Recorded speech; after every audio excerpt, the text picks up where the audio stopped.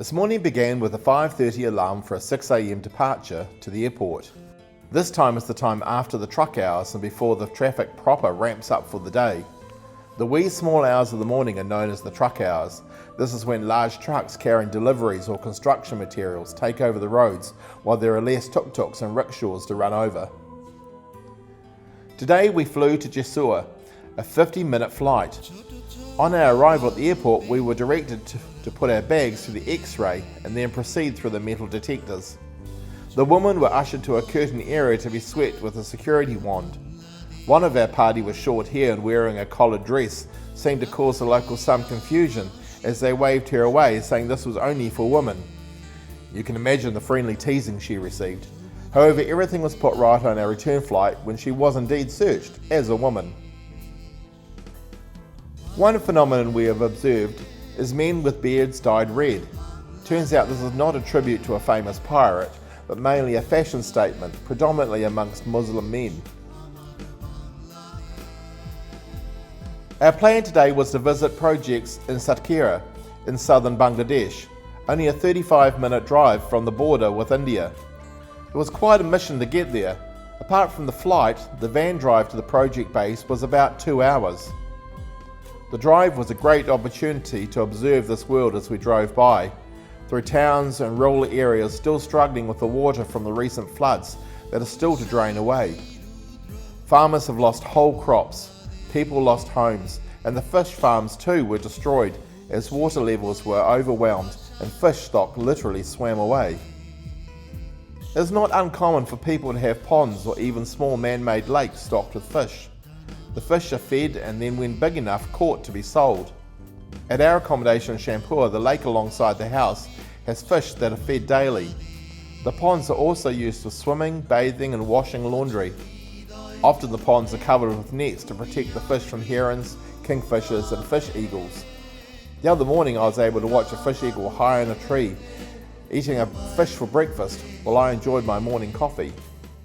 Collectively, the team has been mindful of what we eat and drink. Our metabolisms are not accustomed to some of the things that can make us unwell.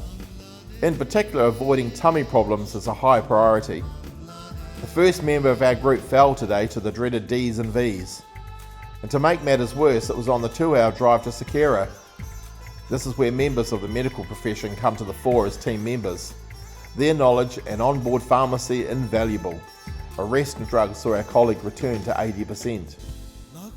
The roads here too are busy and colourful. Rickshaws and tuk-tuks competing with cars, buses, trucks and tractors.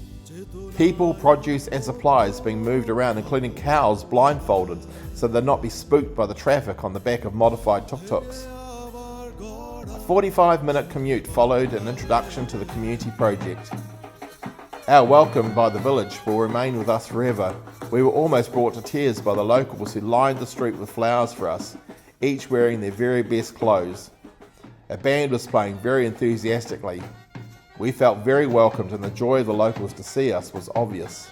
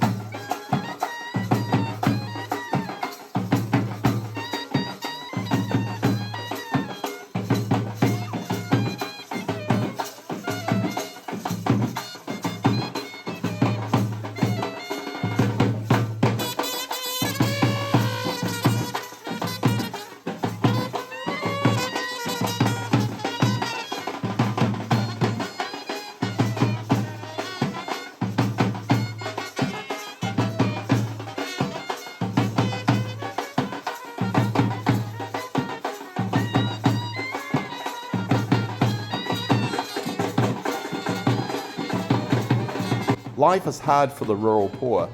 They are vulnerable to climate change and market fluctuations, both beyond their control. The R3 project in Ashore aims to support and empower communities and farmers to better cope with these. Planned is an eco-friendly community centre demonstrating sustainable farming practices. Farmers will participate and learn how to best use the resources they have at hand. Projects include solar-powered irrigation systems. We visited one today and heard from the farmers how this had made growing crops easier. Using this and other sustainable practices, they can produce more and better quality crops. Working together, they use their collective power to negotiate better prices for their produce. We were able to observe rice being harvested as well as newly planted crops including cauliflower. Every resource is used. The school's grounds are used for communal grazing of cattle and goats, and cow dung is collected and moulded onto sticks and sold as fire starters.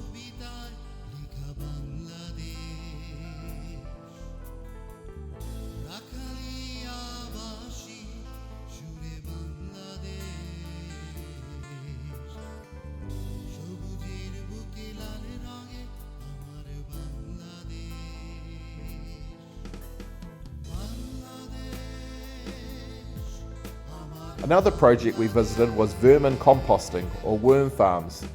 The impressive young woman championing this project was so enthusiastic and passionate, she won our hearts. She uses worms to break down cow dung to make natural fertiliser. This saves farmers money by using something they have an abundance of, as well as not being harmful to the environment like industrially produced fertiliser. Her innovation and work to promote this practice earned her a special award from the government, something she was keen to show us, as well as her 21 chickens and a herd of goats. She is also an advocate for growing plants in sacks. This is beneficial in many ways. One way is that the worm farm soil can be used, and in the case of flooding, the plants can be moved easily.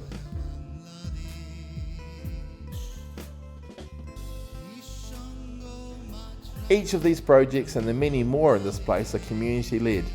The level of cooperation and hard work to get to this point was inspiring. More is planned, and it is with great interest we will watch this initiative continue to grow and be a model for others. We have been so well looked after on this leg of our journey. Our Bengali hosts are always so concerned for our welfare, providing us with delicious meals and safe drinking water. Tomorrow we leave Bangladesh, each of us changed forever.